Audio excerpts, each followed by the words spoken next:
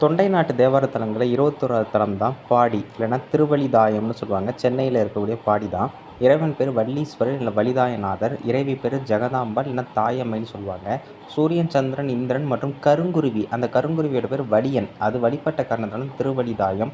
சம்பந்தர் 1ஆம் திருமுறையில் 3ஆம் பதிகத்தில் இந்த கோயிலை பற்றி பாடியிருக்கார். கல்வெட்டுகளில் ஜெயங்கொண்ட சோழ மண்டலத்து புலியூர் கோட்டமான சங்கம சோழ வளநாட்டு அம்பத்தூர் நாட்டு திருவலிதாயம் வலிதாயமுடைய நாயனார் கோயில்னு குறிப்பிடுறாங்க. அந்த காலத்தில் இந்த போர்க்கருவிகள் எல்லாம் பதுக்கி வைக்கிற இடமாக இது இருந்ததுனால பாடி அப்படின்னு குறிக்கப்பட்டிருக்கு. இது திருஞான சம்பந்தர் புராணத்தில் சேக்கிழாரும் குறிப்பிடுகிறார்.